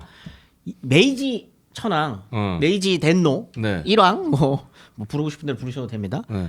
그 천황 그 메이지 덴노의 무덤을 한번 가보세요. 거기도 시멘트인가요? 시멘트예요. 아. 무덤이 어마어마하게 크거든요. 네. 그걸 시멘트로 덮어놨어요. 과시욕이었구나. 과시욕이죠. 이게 근대 상징이니까. 그런 느낌인 거지 이거를 훼손하려고 한 건 아니에요. 근데 오히려 그게 지금 와서 비판할 때는 근대성에 대한 맹신으로 전통을 파괴한 걸로 욕할 수는 있죠. 네. 아무튼 그런 식의 장난질을 엄청 칩니다. 네. 그런 식의 장난질. 일단 이토 엄청 가져가고요. 데라우치 총독 되자마자 다 뜯어갑니다. 특히 데라우치랑 이토가 많이 갖고 갔었던 고서들. 왜냐면 일단 법적으로 안 묶이니까. 네. 고서 같은 것들은 싹 다 가져가는 거예요. 정말 많이 가져갑니다. 네. 가장 대표적인 고서 중에 하나 훔쳐간 것 중 지네들은 그냥 가져간 거죠. 것 중에 하나가 이제 그 조선왕조 실록이에요. 네. 조선왕조 실록편에서 말씀드렸던 것 같은데 네. 발견 오대산고 네. 갔다 그냥 가져갑니다. 그리고 여기에는 핑계가 있죠. 핑계가 될 수 있는 게 있습니다. 고적 조사. 네. 그러면 이제 동경대랑 교도대에서 주로 붙어요. 네. 문헌 연구를 위해 학술 조사. 연구죠. 학술 가져갔다라고 조사라는 거죠. 그들이 네, 문헌 고적 조사를 하는 거예요. 아, 걔네들도 어떻게 명분을 좋게 만들어야 되니까 일단 대학교 한두 개씩 붙이겠지 뭐. 네. 그걸 핑계로 데라우치는 8만 대장경을 뜯어가려고 와. 팔만대 경우 다 들고 가려고 했어. 너무 무거워서 네. 세 개만 갖고 그것도 빼갔어 또. 와. 3부 가져가는. 그다음에 이토 히로부미가 주로 갖고 왔었던 건 자기, 그다음 고서 뭐 이런 것들이 이제 주로 이제 갖고 갔었던 네. 거죠. 그럼 그건 다 지금 어디 있어요? 개인 소유인가요? 개인. 후손들이? 그렇게 갖고 있는 것도 있고요. 아. 그다음에 그 안에서 그 팔려 나갔었던 것도 네. 있고요. 가장 많은 숫자는 도서관에 있습니다. 정말 많은 숫자가 도서관에 있어요. 황실 도서관 문제는 도서관에 있는데 정리를 안 했기 때문에 뭐가 있는지를 모르는. 거의 알기가 힘들어요. 네. 그냥 통째로 가져갔기 때문에. 그래서 그 황실 도서관도 있고 그다음에 이게 식민지 시기 연구하시는 분들 이것도 이것도 할 말이 많은데 식민지 시기 연구하시는 분들 일제 시기 연구자들이 그 일본 유학을 참 많이 가세요. 공부하러. 근데 그거 가지고 어떤 또 이상한 사람들은 저 식민사학자들 막 이렇게 욕하는데 그게 아니라 거기 자료가 제일 많습니다. 아. 가져간 자료가 너무 많아서 특히 조선시대 공부하시는 분들도 일본 유학 많이 가세요. 왜냐면 거기 자료가 다 있어요. 근데 이제 이렇게 가는데 우리는 가서 자료를 해서 거기에 뭐가 있는지 알고 가는데 걔네들은 조선을 공부하지 할 필요가 없으니까. 그러니까 그게 자료는 있는데 뭐가 있는지 걔네들은 모르고 이런 황당한 상황이 많이. 갖고만 있는. 그렇죠. 왜냐하면 어차피 자기 조상들 거니까 갖고만 있는데 주긴 싫고 조사는 안 하고 뭐 조사하면 돌려줘야 되니까 반환 요구를 할 수가 없는 건가요? 그렇죠. 파란 왜냐하면 요구 못하죠. 뭐가 있는지 모르는데 어떻게 요구를 해? 왜 요구 못해요? 파란 요구 안 되죠. 공식으로 상한 건데요. 그렇죠. 이때 당시 그러니까 이거는 제국주의의 역학관계를 이해하지 않은 상태에서 사간 거라고 주장을 하는 거죠. 당연히 우리는 요구할 수 있는 거죠. 그런데 그들 입장에서는 그런 게 어디 있어? 개인과 개인이 산 거니까. 그다음에 조사하는 명목으로 이렇게 갖고 온 건데 안 줍니다. 절대 안 주죠. 그 영화 인사동 스캔들에 보면은 일본인 아재가 많이 구입해 있거든요. 엄정화 씨가 그 사람한테 갖다 바치고. 이게 그 동양문고라고 이게 미쯔비시 미쓰비시 기업 쪽에서 네. 운영하는 문고요. 얘네는 문고가 되게 많거든요. 네. 일본에는 큰 문고들이 많습니다. 교우문고 같은. 교우문고 잽도 안 돼요. 여기 진짜 문고 여기에서 소장하고 있는 그것들 어마어마합니다. 네. 일단 대기업이 갖고 네. 있는 거니까 여기에서 또 엄청 사가요. 엄청나게 많이 갖고 옵니다. 근데 그 중에 이제 하나가 유명한 게 이제 교수님이 저희 단톡방에 올려주셨던 이제 오구라 컬렉션. 오구라 컬렉션이 그 유명한. 네, 오구라 다케노스케라고 하는 사람인데 요 사람이 조사를 엄청 했어요. 조선에 와가지고 문화재 조사를 쫙 해가지고 그걸 통으로 다 가져갑니다. 진짜 많이 가 4,000점? 4,000여 점 정도가 된다고 네. 하는데 거기 안에 들어가 있는 게 뭐 산수화, 인물화, 풍속화부터 시작해가지고 그 엄청 유명한 화가들 거를 다 가져왔어요. 네. 근데 여기랑 경쟁하는 사람이 간송입니다. 그러니까 제일 크게 경쟁했었던 게 일단 오구라는 이제 좀 일찍 시기가 좀 앞서 있었고 네. 그래서 오히려 오구라 컬렉션으로 갖고 갔었던 것 중에 이제 사오는 것들이 아마 조금 있었을 거고 네. 진짜 경쟁이 심하게 했었던 사람이 그 야마나카 상회라고 이건 조선에만 유명한 조선 유물만 수집하는 걸로 유명한 집이 아니에요. 전 세계에서 유명한 집입니다. 일본 것도 수집을 하고 그 중에 이제 조선 것도 있는데 이 야마나카 상회랑 계속 경쟁을 해요. 간송. 그러면서 돈 어마어마하게 쓰거든요. 왜냐면 여기는 돈이 워낙 많기 때문에 네. 부르면 그냥 하는 거거든요. 근데 이거를 자꾸 그 경매 시장에서 네. 둘의 경쟁을 엄청 부추겨요. 그래야 돈 버니까. 네. 그러면 가격이 또 올라가기도 하고. 근데 그거를 이 굵직한 이런 상회들 혹은 문고들 이런 사람 일본인들이랑 네. 유일하게 경쟁했던 사람이 조선인으로서는 간송. 간성밖에 없는. 간성 없었으면 진짜 그렇죠. 다 가져갔을 거 아니에요, 진짜. 사실 제일 걱정됐던 것도 저도 저 역사 공부할 때 느낀 게 역사서 같은 경우를 분명히 많이 애들이 가져갔어요. 가져갔다. 우리가 삼국유사, 삼국사기 같은 것들도 그 급에 있는 것들을 많이 가져갔을 것이다. 근데 이 새끼들이 토해내지 않을 수도 있다. 그런 근데 음모론도 뭐가- 있죠. 뭐가 그렇게 유출됐는지조차 알 수 모르는 없다는 거지. 거지. 그러니까. 그렇죠. 왜냐면 일단 제가 항상 그 사료 이야기를 할 때마다 말씀드리는 건데 삼국사기 삼국유사도 각주가 다 있어요. 그렇죠. 뭘 참고했다는 그럼 그 책이 있었다는 거거든요. 아, 뭐 참고 백제본기 뭐 이런 게 네. 있어요. 근데 지금 안 남아 있어요. 그렇죠. 근데 이게 이때 뭐 유출이 된 건지 아니면 그 이전의 전쟁 중에 소실된 뭐 건지. 소실된 건지는 알 수 없습니다.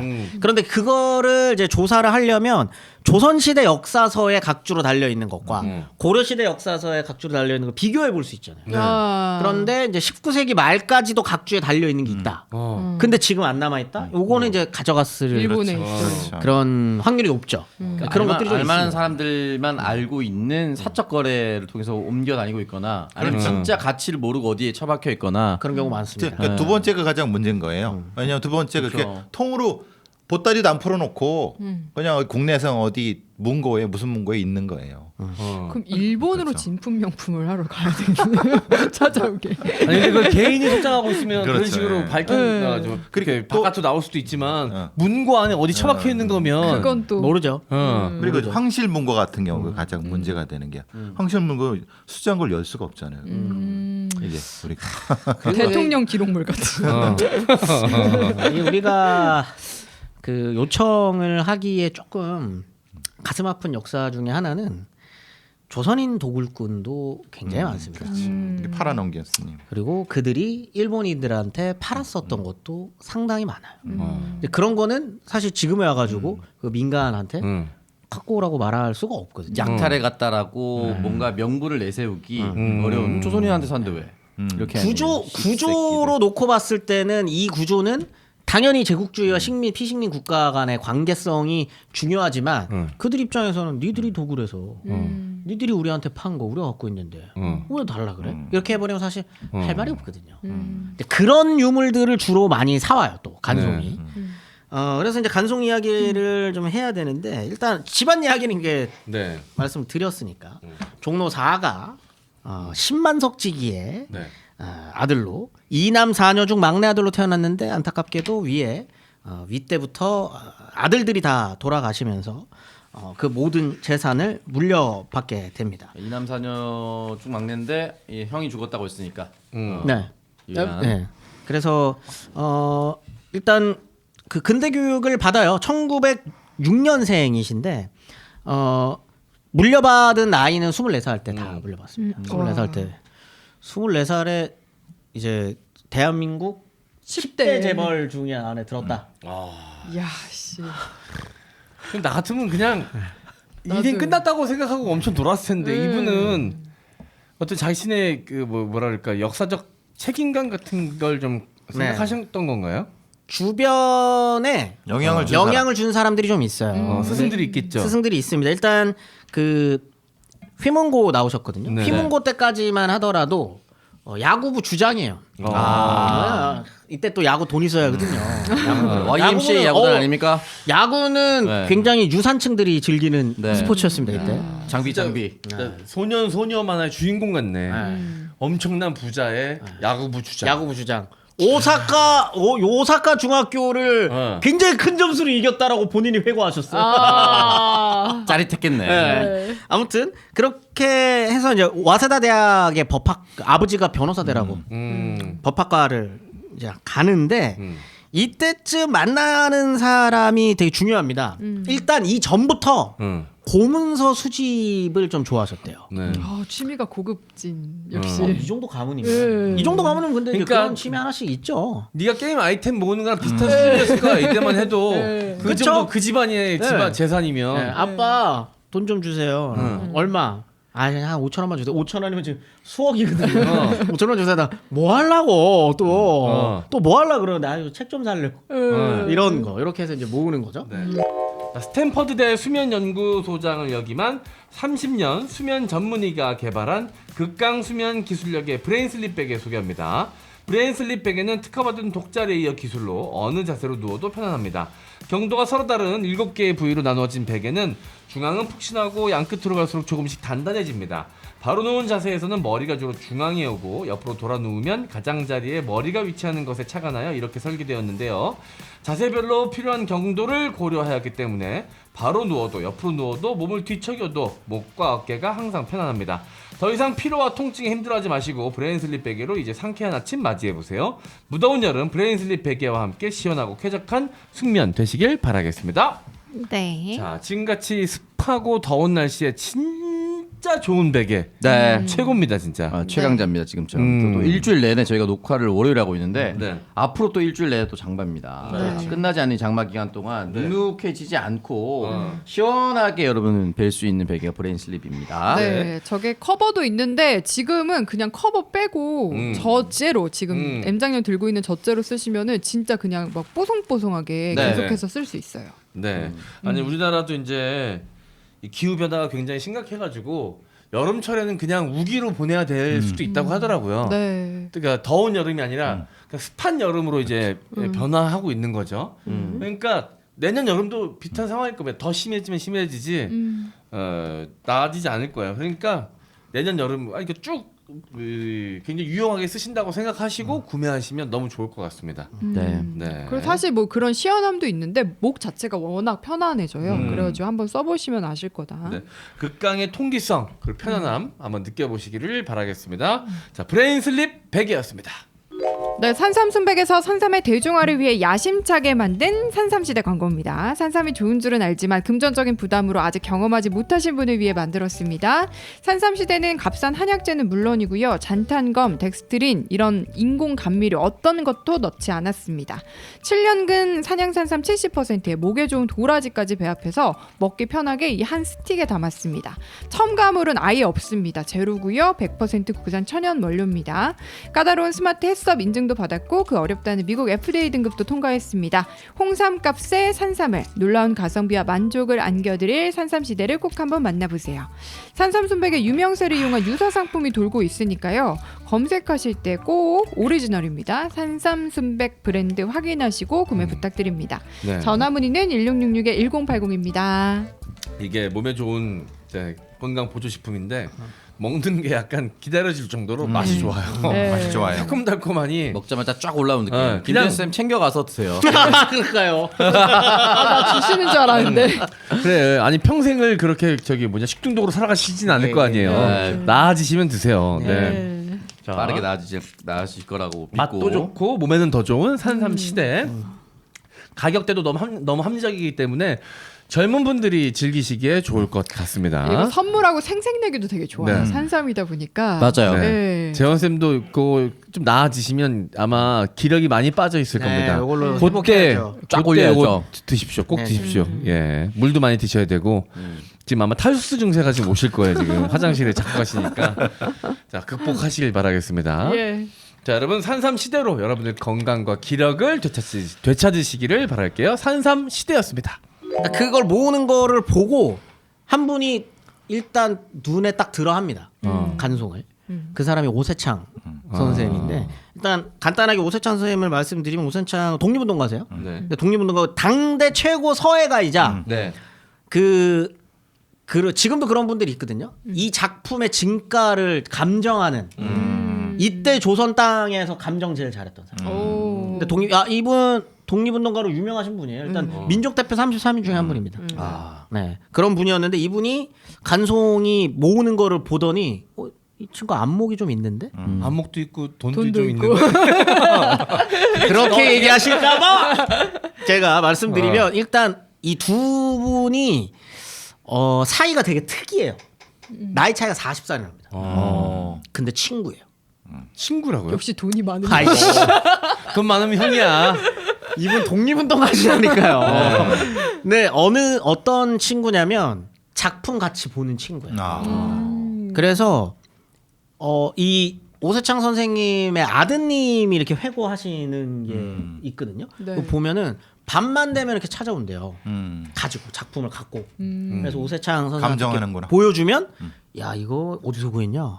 어마어마하네. 뭐 이러면서 하면은 오세창 선생님이 그 간송이 수집해온 거에 대다가 글을 써줘요. 남겨줘요. 옆에다 뭐 써주는 이거는 거야. 어떤 가치가 있는 거냐. 그러니까 보증을 해주는 거죠. 어. 그런 사이입니다. 아니, 또 눈이 지금 나도 그래. 안 팔았다니까요. 그 안 팔았다니까. 그러니까 그런 어떤 야근 생각은 아니었던. 그러니까 저라면 네네네. 짬짬이가 돼서 그러면 둘이 그게 오세창이 아니라 크로스했으면 오창석이라면 그랬으면 진짜 어마어마하게 벌었겠죠. 어. 아마 이 재산이 더 늘었으면 늘었지 줄지 않았을 겁니다. 그냥 엄청 튀겼으면.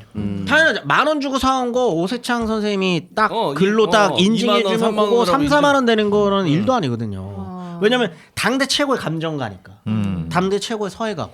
그 인망도 있어. 근데 오생차 선생님은 약간 그런 거 아닐까요? 아 저거 사고 싶은데 못 사는 거 예권이 대리만족이 있을 수 있습니다. 네. 대리만족 충분히 있을 수 있죠. 네. 이거 지금 조선 땅에 사라져가던 건데 돈 있는 친구가 와가지고 그다음 눈도 조금 있는 거 같고 기특할 수도 있고. 40살 차인데. 우리의 깜냥으로 그분들을 이해하려고 하면 안 됩니다. 맞아요. 아 실컷 대놓고 요새 아니 저라면 그랬을 거지만 이분들은 안 그랬을 것이다. 우리의 상상 그런 거거든요. 가가지고 형필이 좋은 거 가져왔네. 그러면 강성준 형필 선생님이 형필이? 그러면 형필군? 형필 씨?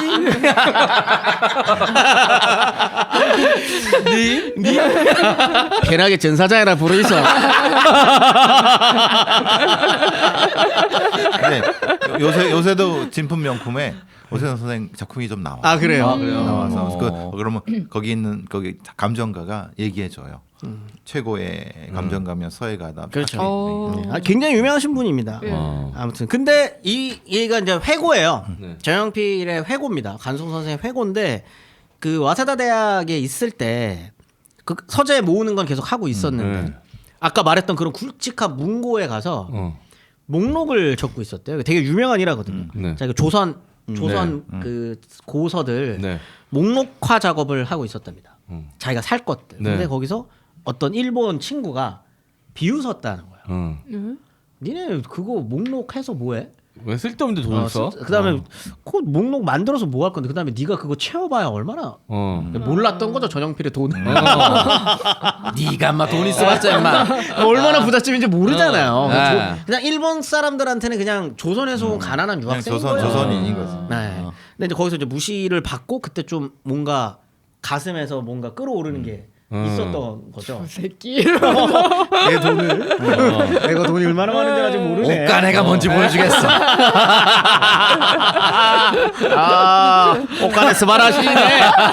이걸 몰랐던 거죠. 네. 그래서 이제 그 이후로 이제 모으기 시작했다라고 알려져 있습니다. 아무튼 약간 그런 일종의 원래 그래요. 그 일본에 대한 저항 감정이나 어떤 반일 감정이나 어떤 이런 저항 담론들은 이런 사소한 것에서 시작됩니다. 내가 사소하게 차별받았던 거, 사소하게 무시받았던 거. 어떻게 보면 전영필한테는 이게 자존심의 스크래치가 난 일화예요. 그래서 미친 듯이 사모으기 시작합니다. 미친 듯이 사모으기 시작합니다. 어떻게 보면 우리 입장에서는 그 일본인한테 감사해요. 그렇네요. 딱 그 뭔가 그 영린을 건드려줘가지고 좀 더 가열차게 그렇죠. 사 모으셨으니까. 그다음에 이분이 이제 조선 사람들한테 근데 본인도 조선 사람이지만 되게 안타까움을 많이 느꼈던 일화들이 많아요. 그러니까 왜냐하면 본인은 솔직히 유산층의 자녀로 자라면서 그런 안목을 보는 그걸 기르셨으니까 아는 거지. 정말 막 지금 막 100억, 200억 하는 미술 작품 앞에 갖다 놓고 모르죠 우리는 가치를. 같이 알 수 있겠습니까? 모르죠. 그거 알 수 있는 사람 많이 없어요. 예전에 그런 적이 있어요. 이천에 그 빨래터가 있어요. 서희 동상 빨래터. 빨래터 밑에 돌인데 이게 빨래터예요. 진짜 옛날 된. 여기서 아줌마들이 빨래하고 있었어요. 근데 어떤 지나가는 사람이 그랬대요. 저 이상한데? 이게 석불 부조였어요. 그러니까 그런 거 모르면은 그게 빨래터에 그 뒤집어 놓은 거예요. 그 고려 시대 부조였어요. 그거 세워놨잖아요. 문화예죠. 그거 모를 땐 그냥 그 위에서 빨래한 거예요. 그냥. 두드리면서. 그러니까 이게 참 안목이라는 게 아는 만큼 보이는 아는 거죠. 보이는 거지. 근데 이건 이제 전영필 선생님이 직접 겪은 거는 아니었는데 전영필 선생님이 본인이 직접 가서 사는 경우도 있지만 보통은 사람을 시켜요. 네, 이제 같이 일하시는 분들을 시키는데 그 중에 이제 한 분이 그 송병준 집에 갔는데 거기에 어떤 뭐 노비 종이었겠죠. 네. 노비는 없어졌으니까 뭐 머슴이었겠죠. 머슴이 그 모닥불을 피운다고 뭐 종이를 쭉쭉 찍고 있더래요. 불쏘시개 없으니까. 근데 이제 이분은 이제 전필 선생님이랑 오랫동안 그 보러 다니는 사람이 대충 안 거죠. 잠깐. 이거 뭐야? 잠깐. 봐봐. 하고 딱 봤더니 그 안에 있었던 게 겸재 정선의 해학 전시처럼. 그러니까 이런 일화들이 있는 거예요. 너무 좋은 종이 기름 종이 잘 타는 종이들. 불쏘시개 이름만 들어도 그러니까 이런 게 있는 거예요. 그러니까 본인은 되게 안타까웠겠죠. 이렇게 가치를 모르고 이렇게 태워져 나가는 게 얼마나 많았겠어요. 송병준이 안 하지 않았을까? 그건 뭐 나는 팔았으면 팔았지 뭐. 아예 꿈도 못 꿨겠네. 너무 아깝다. 근데 이제 그런 것도 있고 아까 말했던 건 이제 신용복 화첩 같은 경우는 일본에 있는 그러니까 아까 말한 야마나카 그 상해에 있었던 거를 이거는 그 가격에 대해서는 여러 이야기 많은데 가장 높게 사왔다라고 하는 건 3만 원 주고 사왔다라고 하는 글이 있더라고요. 이제 그 정도면은 아까 훈민정음 해례본이 10,000원이었으니까 요거 3만 원이면 근데 이제 화첩이니까 이거는 요거를 사오게 되기도 했었고 근데 요거 사올 때도 아마 집안이 한번 휘청했을 거고 집안이 휘청하는 게 이제 한 3번 정도 있었던 거죠. 그러니까 그 아까 그 후민정 해례본 같은 경우에도 그랬고 그다음에 아까 그 영국인 변호사한테 청자 사올 때 신용복고 사올 때 그래서 지금도 그 정선 그 간송 미술관 딱 가면 고기의 메인이거든요. 이게 이제 가장 큰 그 메인 되는 겁니다. 근데 아까 말씀을 드렸던 것처럼 30년대 후반이 되면은 이제 모으는 건 조금 힘들어지고 수집하는 건 조금 힘들어집니다. 왜냐하면 이제 태평양 전쟁으로 넘어가는 시기잖아요. 그럼 이제 중요한 건 뭐냐면 이거를 보관하는 거예요. 그래서 38년부터 성북동에 이제 지금의 간송미술관을 짓기 시작을 했는데 이 보화각이라고 빛나는 봄으로 모아둔 집이라는 뜻이거든요. 근데 이때는 당연히 박물관으로 등록도 못하고 왜냐하면 알면 큰일 나죠. 다 뺏기는데. 그래서 그냥 보관만 해놓고 있습니다. 보관만 해놓고 있다가 해방 이후에도 보관만 하다가 소문은 나죠. 당연히 압니다. 조선 사람들 몰랐겠어 한국 사람들이. 저게 뭐 있다는 건 이제 다 알고 있으니까 아까 말한 것처럼 한국 전쟁 때 그런 에피소드가 있었던 거고 그거를 가지고 그 부산까지 몇몇 개를 가지고 갔다가 돌아왔다가 흩어져 있었던 걸 다시 사서 모으시는 일을 이제 하게 됐었던 거죠. 내가 만약에 후손이면 그런 내 아버지, 내 할아버지의 저런 문화재에 대한 깊은 애정이 좀 원망스러울 것 같아. 그 돈을 다 나한테 물려줬으면. 근데 그 돈 다 아마 이거 안 왔었으면 간송 선생이 이걸 안 했으면 다 다른 방식으로 돈이 까먹었을 활성화하시지 거예요. 않았을까? 까먹었을 거예요. 아니 그러니까 대부분은 까먹어요. 근데 그게 물론 이거 제가 면죄부를 주는 거는 뭐 사실 뭐 자기 돈 까먹은 거라서 뭐 무슨 그런 것도 아니지만 왜 이때 조선에서 날고기는 양반 가문의 자제들이 이렇게 되냐면 박탈감 때문이에요. 내가 식민지 조선의 상황에서 우리 집이 그 이전에 그렇게 잘 나갔던 거 이런 거 아무 소용없거든요. 내가 무슨 자리에서 뭘 해요? 이게 머리가 좋은 사람들이야 상업적 기질이 있어가지고 부르주아지로 변환이 될 수 있겠죠. 모두가 그렇지 않아요. 그렇죠. 모두가 사업 수완이 있는 게 아닙니다. 어떤 사람은 문학의 조예가 깊은 사람이 있을 것이고 누군가는 또 다른데 또 그 능력이 있는 사람이 있을 거잖아요. 근데 그 사람들은 그거 잘해봐야 뭐 할 거예요? 총독부 관료될 거예요? 시험 쳐가지고 그것도 마음에 들지 않을 거란 말이죠. 그러면 대부분 어떻게 되냐면 노름꾼이 됩니다. 그냥 허탈감에. 네, 허탈감과 박탈감에 그냥 돈 쓰는 거예요. 쓰는 거 말고는 할 수 있는 게 없으니까. 그런 분들도 많아요. 노름꾼 하다가 그러다 자살하고 뭐 그런 거. 친일파들이 오히려 신흥부자로 떠오르는 그럼요. 게 그럼요. 그들에게는 확실한 목표가 있으니까. 자, 누군가는 그렇게 말하겠죠. 이회영이랑 전용필 봐라. 그런 사람도 있지 않느냐. 그럼 손을 한번 꼽아볼까요, 저희가? 그 수많은 조선의 거부들 중에 그런 사람들 10손가락에도 안 들어갈 거예요. 10명도 차 안 될 겁니다. 맞아요. 그거의 몇몇 그 사례들을 보고 나머지는 다 쓰레기라고 욕할 수 있느냐? 그들도 그들 나름대로 식민지 조선인으로서의 상실감과 박탈감 속에서 지돈 지가 까먹은. 그죠? 그걸 뭐라고 얘기할 수는 없지. 그 안에도 또 아픔이 있죠. 그럼요. 시대의 아픔이 있습니다. 분명 있는 것 같습니다. 말씀대로 그 전영필 선생님께서는 이렇게 문화재들을 끌어 모으셨기 때문에 어떻게 보면 그렇게 더 대단한 거죠. 더 대단한 거고 후손들은 또 그 덕에 문화재들을 지금 이 순간에도 우리나라에서 볼 수 있다라는 거는 엄청나게 큰 혜택이긴 하죠. 근데 후손들 입장에서는 이거를 그 유지를 이어받아서 계속 유지하면서 그 보관하고 있어야 된다라는 게 큰 압박감일 수 있잖아. 저는 직접 뵀거든요. 지금 그 정신도 물려받으신 건가? 일단 닮았어요. 그 본인도 되게 놀라워하시더라고요. 맞아요. 되게 닮으셨어요. 네. 외모가. 네, 손자랑. 지금 장손분이 진짜 닮았어요. 맞아요. 저를 보고 깜짝 사진에 있는 전피 선생님이랑 거의 해례본이세요? 그냥 번역기 놀린 건데 근데 그런 느낌은 되게 많이 받았어요. 그런 뭐 사적으로 이야기할 기회도 있어가지고 이렇게 이야기를 했었는데 교육을 진짜 빡세게 받으셨구나. 너무 잘하신 것 같아. 네. 교육을 나의 이런 사상과 정신을 물려받을 자녀가 분명 필요했을 것 같아. 그 집안에서 이런 활동을 하고 우리가 이 일을 해야 되는 거에 대한 뭐 흔히 얘기하는 이제 오블리스 노블리주라는 그거를 우리가 아니면 누가 지켜라는 약간 그런 사명감 같은 것들 그런 게 굉장히 진하게 느껴졌어요. 아니 안 그러면 그렇게 힘들게 엄청난 돈을 들여 사 모은 거를 후손이 좀 이상한 애가 그렇죠.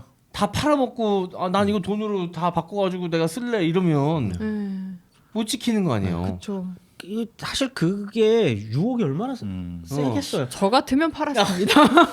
우리 같은 그냥 범부들은 평범한 사람들 쉽게 흔들렸을 가능성이 높죠. 맞아요. 아까 그 상주본 1조 불렀대잖아요. 그렇죠. 그러니까 물론 1조까지는 아마 만약에 매매가 된다 그러면 국가에서 사갈 텐데 그렇게까지는 안 치겠죠. 그래도 수천억은 줄 겁니다. 네. 그런데도 지금 아직도 은닉하고 있어요. 거기에다가 자 신윤복 그림들, 겸재 정선 그림, 청자 이런 거 지금 거기 가면 쏟아진다니까요. 아까 잠깐 나왔었던 거의. 쇼더비에 낼 수 있는 거잖아. 그러면 아마 진짜 몇 조 버시겠는데? 어우 수천억은 뭐 기본이고요. 어. 팔기 시작하면 어. 근데 그 유혹이 없을까요? 그러니까 더 땡기네 갑자기. 아, 욕은 숫자 먹겠지. 들으니까. 대한민국 국민들한테 그 욕 욕은 먹는 게 먹겠지만 뭐예요? 예. 뭐 욕 먹어서 뭐 어쩔 거야? 어쩔 거야? 아니 진짜 나쁜 맘 먹어서 그거를 해외 경매에다 올리고 해외에 판다 그러고 나도 그 돈 갖고서 해외 나가 살 거야 그러면 사람들이 뭐라고 하겠지만 뭐야 우리 할아버지 우리 아버지가 자기 돈 들여가지고 했을 때 그때 니들 뭐 거들떠나 봤어? 내가 우리 거 우리가 팔겠다는 그렇죠. 왜 그래서 그러는데 이러면 이럴 때일수록 음. 그게 중요해. 서로 간의 존중이 필요합니다. 우쭈쭈도 아 대단하다라고 하는 어떤 그런 네. 인정 필요하죠. 이제 국가적으로 자부심을 만들어줄 필요도 있고요. 그렇지 않으면 이거 쉽게 포기할 수밖에 없어요. 아유. 아니 그러니까 저는 그 말씀을 하고 싶어가지고 계속 여쭤보는 거예요. 후손분들도 전현필 선생님 못지않게 대단한 일을 하고 계신다라고 그럼요. 좀 얘기하고 네. 싶은 거예요. 손잡은 네. 전인건 씨로 나오네요. 진짜 네. 닮았네요. 사실. 아, 많이 닮았어요. 네. 그때 방송도 저는 제가 은근- 봤던 분은 아드님이셨구나. 아드님도 있고 지금 손주분도 있으신데 아버님이 돌아가셨을 건데. 네. 그때는 아들밖에 네네네네. 없었으래서 뭐 어떤 그때도 잠깐 뭐 이렇게 그런 활동이 있었는데 지금은 손자가 하는 거예요. 최근에 방송에도 그래도 계속 출연 많이 맞아요, 하시는 맞아요. 것 같아요. 저랑도 방송에서 네. 뵀었어요. 네. 근데 아무튼 전미 선생님은 좀 일찍 돌아가십니다. 그리고 네. 55세에 너무 돌아가시거든요. 일찍이네. 62년에 돌아가시고 난 다음에 보아각이 65년에 간송미술관으로 개칭이 돼가지고 이제 거기에 소장품을 일반인들에게 공개하면서 지금에까지도 이어지고 있습니다. 나라에서 어떻게 지원금 같은 것들은 좀 아예 없진 않을 거예요. 어. 아예 없진 않을 텐데 굉장히 소박한 수준이겠죠. 제가 정확하게 이 문화관리법에 대해서는 제가 알 수 없어서 모르겠는데 네. 아무튼 이게 서로 간의 존중이 좀 필요한 그 순간이 있을 것이다. 네. 네.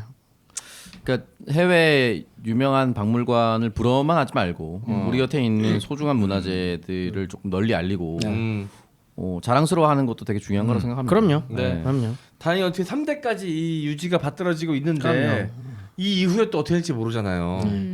저는 좀 더 적극적으로 이걸 잘 보존을 하기 위해서 적극적인 상업화가 필요하다고 생각합니다. 개인적으로.